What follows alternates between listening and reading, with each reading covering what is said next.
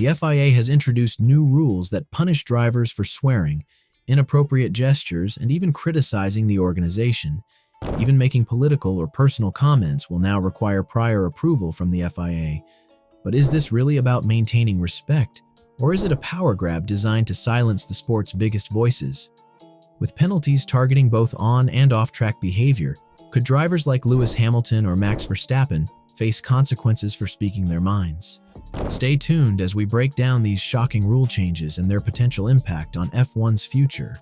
The FIA has changed things up this week with a set of rule changes, conveniently timed with Lewis Hamilton's highly anticipated debut for Ferrari. And let's be honest, these updates feel like they're tailor-made to keep outspoken drivers like Hamilton in check. The growing tension between drivers and the FIA is no secret, with gripes about inconsistent penalties and off-track punishments putting the organization's credibility under the spotlight. So, what's the latest move? A tweak to the penalty guidelines that could now see drivers slapped with fines, or even lose championship points for swearing or violating the sporting code. This push isn't exactly out of the blue. FIA President Mohammed bin Sulayem made it clear last season that he wanted drivers to cut back on their language. Now, with these new rules, driver misconduct is spelled out loud and clear. Misconduct now covers any offensive, insulting, rude, or abusive language, whether it's spoken, written, or even in gestures. And it doesn't stop there. Physical actions like elbowing, punching, or kicking, or even encouraging such behavior are also part of the deal. The penalties start with a €40,000 fine. Get caught a second time, and it jumps to €80,000 with a possible 1-month suspension. Strike 3, and you're looking at a €120,000 fine, a 1-month ban, and yep, a deduction of championship points. Harsh? Maybe. But it's clear the FIA isn't messing around anymore. The FIA claims to be cracking down on physical assaults. But let's be real, the real drama lies elsewhere. Swearing over the team radio, calling your car a "we" during a press conference, or casually flipping someone off like Liam Lawson did to Sergio Perez last season. That's where things get messy. Drivers are bound to push back because this level of micromanagement isn't sitting well. And here's a twist.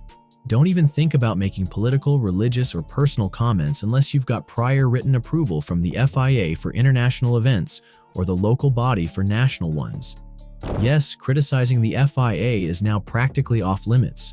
Do it, and you're staring down fines, suspensions, or even a hit to your championship points. The message is clear. Dissent won't come without consequences. Let's rewind to last season. Verstappen was punished for calling his car Maldor in a press conference, and instead of a fine, he got community work in Rwanda. A strong statement from the FIA about their no-nonsense stance. This season, though, that same comment would land him a €40,000 fine. Leclerc, on the other hand, got away with a €1,000 fine last season, half of it suspended, because he apologized right away. Under the new rules, even he wouldn't catch a break, facing the same €40,000 fine as Verstappen. The inconsistency was glaring, but apparently, a quick apology and a friendly smile can save you from harsher consequences. The most troubling part of these updates isn't the outrageous fines for swearing or inappropriate gestures. It's the dangerously vague clause that allows the FIA to punish drivers for anything they claim causes moral harm to their reputation or values. This could easily turn into a tool for silencing criticism and protecting their own image at the expense of the sport's integrity. Last season, drivers weren't exactly thrilled with the FIA's rule changes, and it didn't take long for the Grand Prix Drivers Association to join the outcry. The complaints?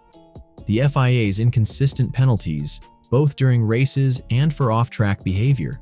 Max Verstappen was at the center of it after he called his car "Ay" in a post-race press conference. Naturally, he wasn't happy with the response, so at the Singapore Grand Prix he played it safe, holding back during the FIA's press conference. Instead, he held a private news conference in the paddock, expressing his frustration. I find it, of course, ridiculous what happened, so why should I give them full answers? Because it's very easily apparent you get a fine or some kind of penalty, Verstappen said. So I prefer not to speak a lot, save my voice. We can do the interviews also somewhere else if you need some answers or questions asked. Lando Norris wasn't about to let Verstappen take all the heat. The McLaren driver called the penalty unfair and bluntly stated, "I don't agree with any of it." And then, of course, you had Lewis Hamilton, who called the whole thing a joke and actually advised Verstappen to just refuse to comply with the FIA's punishment. "It's the pinnacle of the sport," Hamilton said. "Mistakes are made. I certainly wouldn't be doing it, and I hope Max doesn't do it." With these new rules coming into play, there's no doubt drivers will keep pushing back. But here's the problem. Fighting the FIA is no small feat. The organization is setting itself up to penalize anyone who dares to challenge the increasingly authoritarian direction the sport is heading under Ben Sulayem's leadership. That's where the GPDA could make a real difference. Usually, they prefer to stay out of the spotlight, stepping in only when absolutely necessary. But with the drivers' support, the GPDA now has a rare opportunity. They aren't subject to the same fines, point deductions, or suspensions that the FIA can throw around, so they could actually step up, unite, and take a stand against these controversial rule changes. The controversy began when Formula One was advised to distance itself from things like rap music.